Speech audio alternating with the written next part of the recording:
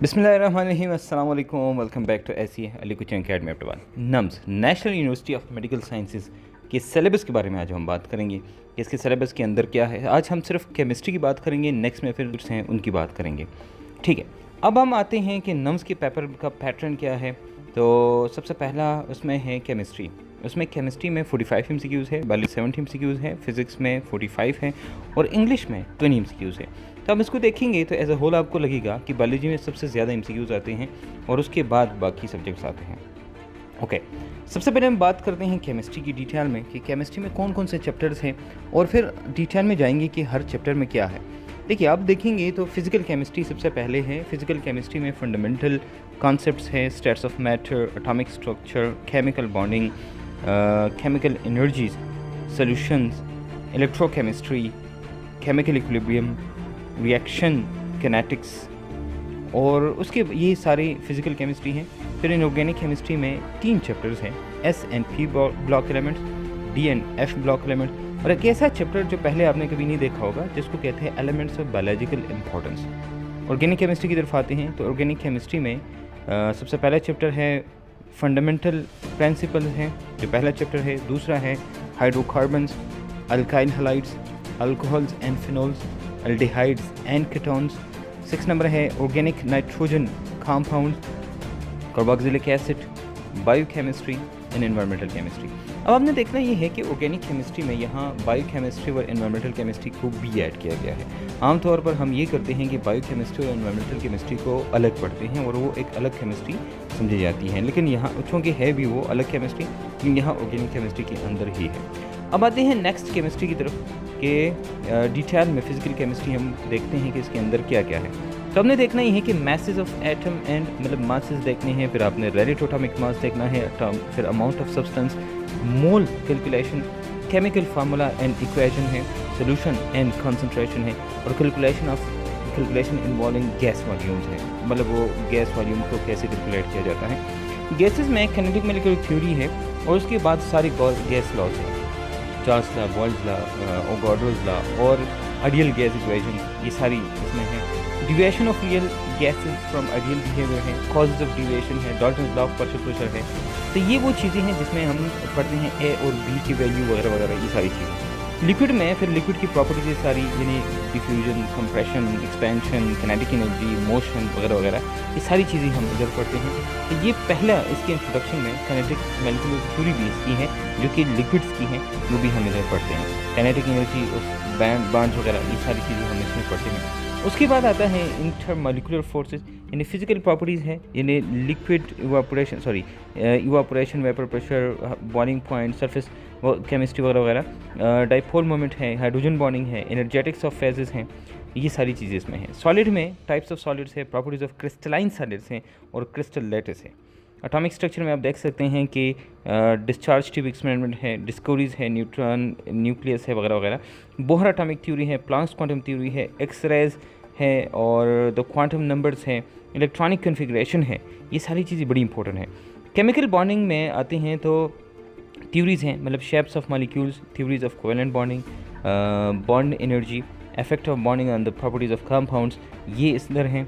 उसके बाद chemical energetics एक चैप्टर है जिसमें सबसे पहले आपने देखना है कि उसमें इंथैल्पी चेंज है, एनर्जी चेंज, मतलब इंथैल्पी चेंजेस देखते हैं, standard enthalpy change, measuring enthalpy change, Hess law है, calculating enthalpy change of hydration and anhydrous salts है, बॉन्ड एनर्जी है एंड इंथैल्पी चेंज है, calculating enthalpy change and bond energies.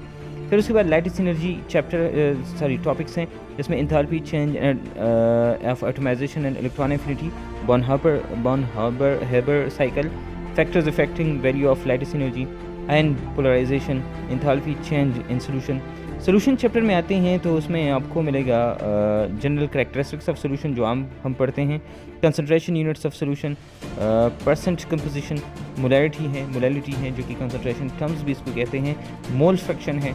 उसके अलावा ppm, ppb, ppt, ये जो ऐसी चीज़ें जिसमें हम वो पढ़ते हैं कि इसकी कंसंट्रेशन कैसे मालूम करते हैं, ये सारी चीज़ें इसमें आती हैं। मतलब कुछ चीज़ें ऐसी हैं जो आपने पहले, ये सारी चीज़ें आपने एसएससी में पढ़ी हैं, कुछ चीज़ें आपको नहीं लगी है, आयन पोलराइजेशन हो गई है, लास्ट में जो चीज़ें हैं वो सारी चीज़ें। ओके, उसके बाद है elevation of boiling point and depression of freezing point, osmotic pressure, इसको कोलिगेटिव प्रॉपर्टीज़ कहते हैं वो सारी। कोलॉइड्स में इसकी प्रॉपर्टीज़ और उसकी टाइप्स हैं। इलेक्ट्रोकेमिस्ट्री इंपॉर्टेंट चैप्टर है जिसमें ऑक्सीडेशन रिडक्शन, जिसको रेडॉक्स रिएक्शंस कहते हैं, बैलेंसिंग रेडॉक्स इक्वेशन है, और breaking off redox equation into oxidation and reduction, मतलब उसी रिएक्शन को दो में स्प्लिट करना, दो अलग अलग रिएक्शन लिखना। इलेक्ट्रोड्स हैं और इलेक्ट्रोड पोटेंशियल और इलेक्ट्रोकेमिकल सीरीज़ है जो सबसे ज़्यादा इंपॉर्टेंट है।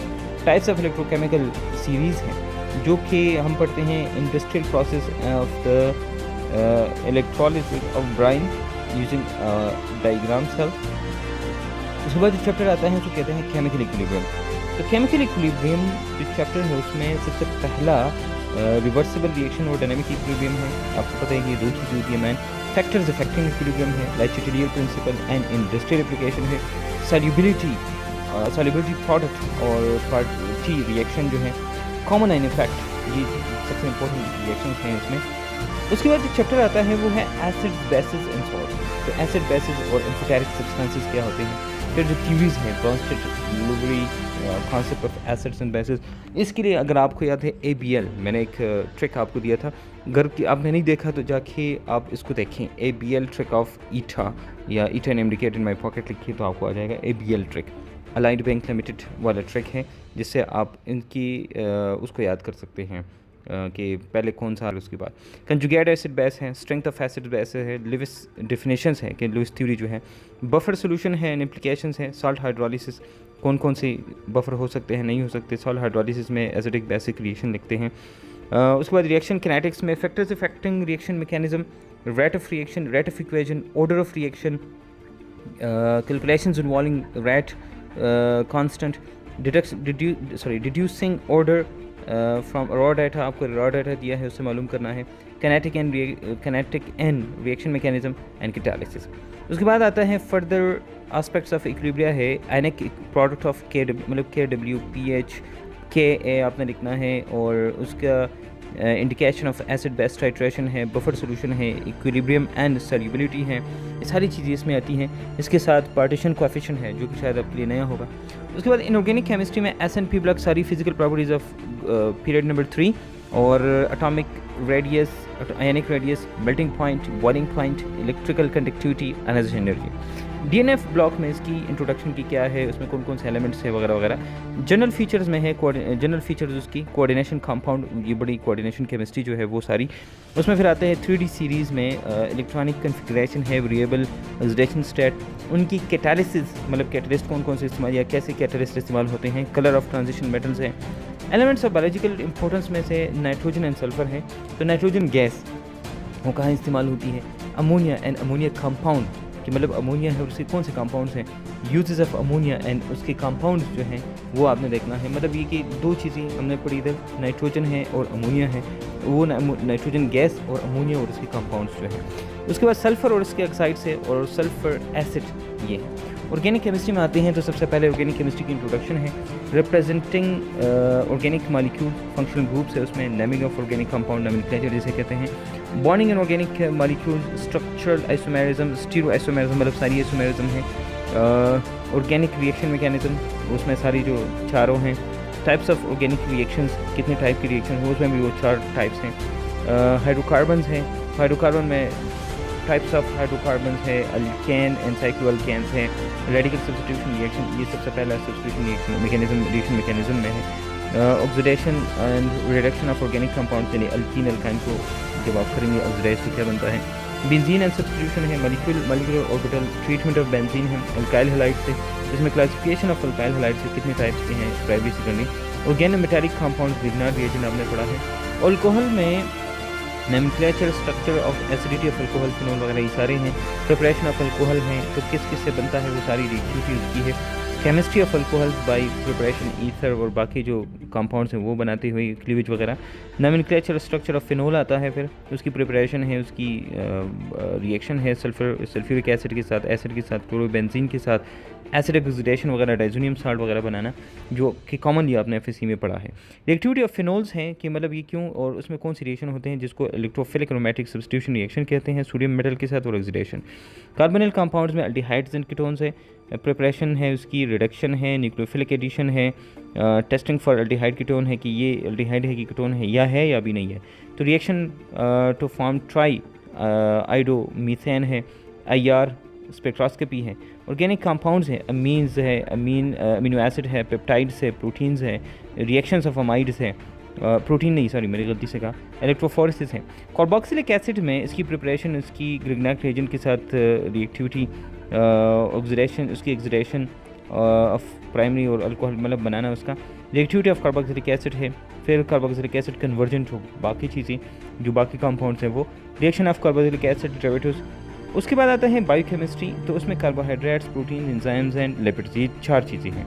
इन्वायरमेंटल केमिस्ट्री में बातें हैं तो जो कॉमन चीज़ें आपने पढ़ी हैं कि मतलब इन्वायरमेंट के बारे में, इन्वायरमेंट में कौन कौन सी गैसेज होती हैं, इन्वायरमेंट जो है वो डिवाइड कितने पर है, उसके अंदर क्या होता है, बारिश होती है वो फॉर एग्जांपल पोल्यूशन है तो एसिड रेन होता है, तो वो एसिड रेन जो बारिश होती है उसका क्या इफ़ेक्ट्स है और कहाँ कहाँ वगैरह है। उसी तरह ग्लोबल वार्मिंग है, आपने शायद सुना होगा ग्रीन हाउस इफेक्ट की वजह से जो बनता है, तो ग्रीन हाउस इफेक्ट और ग्लोबल वार्मिंग सबको आपने डिटेल में पढ़ना है।